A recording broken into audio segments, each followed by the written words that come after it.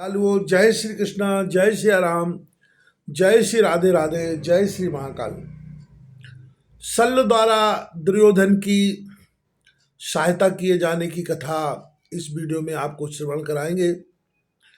सम्राट दुर्योधन की राज्यसभा में सभी दक्ष मंत्रीगण तथा आगंतुक राजा महाराजा उपस्थित थे और वे सभी युद्ध के कार्य को निश्चित करने में व्यस्त थे।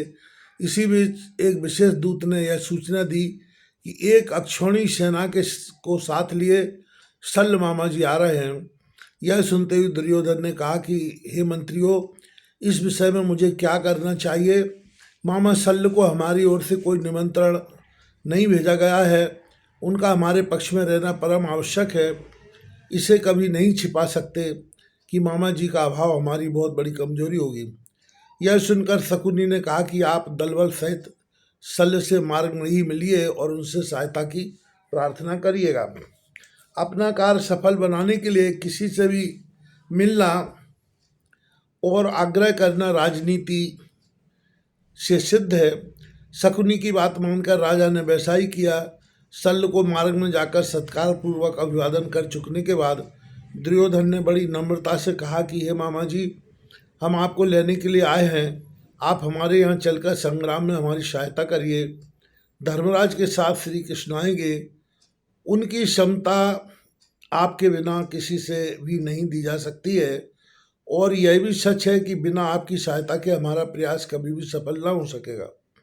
दुर्योधन के इस आग्रह से महाराज शल्य प्रसन्नतापूर्वक बोले, हे राजन, निमंत्रण मुझे हमारे सगे भांजे पांडवों ने भी नहीं दिया है।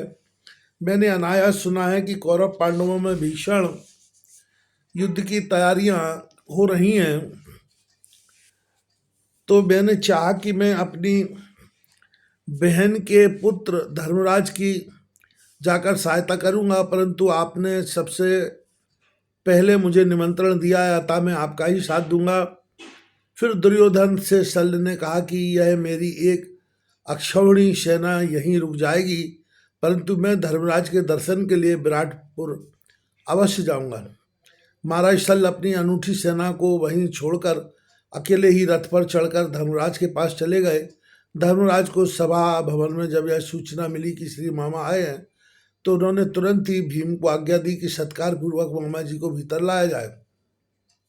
भीम ने बाहर जाकर शल्य का सत्कार किया और अभिवादन कर भीतर ले आए।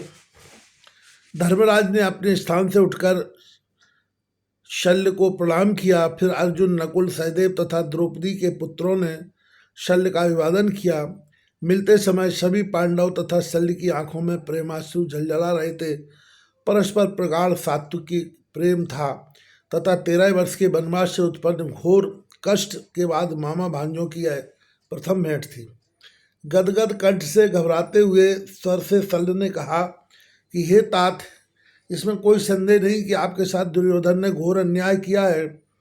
छल की सभा में आपको बुलाकर कपट पांसों से अन्यायी धूर शकुनी के द्वारा द्यूत में आपका सर्वस्व हरण करना, द्रौपदी को नग्न करने का कुत्सित प्रयास करना तथा आप जैसे सत्यव्रतधारी को 13 वर्ष का वनवास देना उसी के नाश का कारण है।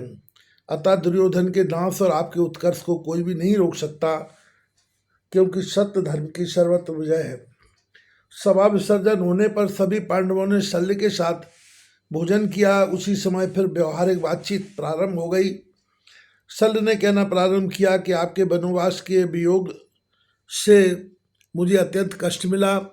उसी को दूर करने के लिए मैं आपके पास आ रहा था कि मार्ग में मिलकर दुर्योधन ने मेरे साथ भी छल किया। मुझसे बोला कि मैं आपकी सेवा में निमंत्रण लेकर उपस्थित हूँ, युद्ध में मेरी सहायता करिएगा। मैंने उसके निमंत्रण को स्वीकार करके अपने को उसके हाथ बेच दिया है, परंतु मेरा हृदय बरबस मुझे आपकी सहायता करने को बाध्य कर रहा है। इसलिए हे युधिष्ठिर, मैं तुमसे पूछता हूँ कि मुझे अपनी प्रतिज्ञा त्याग कर आपकी सहायता करना उचित है। अपनी प्रतिज्ञा पर दृढ़ रहना, क्योंकि आपके समान सत्य शिक्षा देने वाला और कोई भी नहीं है। आपने सत्य की रक्षा के लिए बड़े बड़े कष्ट सहे, अतः आप में सत्य के विवेचन की तत्व दृष्टि विद्यमान है। यह सुनकर महाराज युधिष्ठिर ने हंसकर कहा कि हे मामा जी, प्रत्येक प्राणी को अपनी सत्य प्रतिज्ञा पालन करना चाहिए। मुझे भी इसी में परम सुख मिलेगा। मैं अपने क्षणिक सांसारिक साधन के लिए किसी को धर्म से वर्जित करना महापाप समझता हूँ। आप दुर्योधन का ही साथ दें, परंतु मेरी प्रार्थना स्वीकार कर लीजिए। वह यह है कि अर्जुन और कर्ण में परस्पर वैर है, और यह बात सत्य है कि अर्जुन को इस संग्राम में कर्ण के साथ अवश्य युद्ध करना पड़ेगा। आप अवसर पाकर सदैव अर्जुन की बहादुरी की प्रशंसा करना और कर्ण की निंदा। यह सुनकर शल्य ने कहा कि हे दुष्टर, इससे आपका क्या भला होगा, वह भी मुझे समझा दीजिए। तब धर्मराज ने कहा कि यह सिद्धांत है कि रण क्षेत्र में अपनी निंदा और शत्रु की प्रशंसा सुनने से बल क्षीण होता है, और वह शत्रु के अल्प प्रयास से ही मारा जा सकता है। इससे कर्ण को मारकर पार्थ अवश्य विजयी हो जाएगी। शल्य ने युधिष्ठिर की प्रार्थना स्वीकार कर ली और विदा मांगकर हस्तिनापुर को चल दिए। भीम बाहर नगर तक पहुंचाकर और शल्य को प्रणाम करके वापस लौट आए। दुर्योधन ने शल्य का आना सुनकर उनका सम्मान किया और उन्हें अपने स्वयं के निवास स्थान पर ठहराया। इसी बीच कौशलपुरी का सम्राट महाराजा बृहद्दल भी अपनी अपार बलशालिनी सूर्यवंशी सेना लेकर हस्तिनापुर दुर्योधन की सहायता के लिए आ गया। महाराज दुर्योधन नित्य प्रति सभी आए राजाओं के शिविर में जाकर भेंट करता और उनकी असुविधाओं को पूछता था। आगंतुकों को खानपान आदि सभी प्रकार की सुख सामग्रियों से पूरा आराम देने का प्रबंध किया गया था। श्री वैशंपायन जी ने आगे कहा कि हे जन्मेजय, अवंतीपुर में बिंद नामक राजा अपनी एक अक्षौणी सेना को लेकर आए। युधामन्यु, तमोज और सम्राट कंबोज भी अपनी चतुरंगड़ी सेना को लेकर दुर्योधन का साथ देने के लिए आए। उलूक नामधारी राजा भी अपनी भयावनी सेना को साथ लेकर आ गया था। इस प्रकार हस्तिनापुर में 60,000 छत्रधारी राजा दुर्योधन की रक्षा के लिए आ गए थे, जिनके साथ 11 अक्षौणी सेना थी।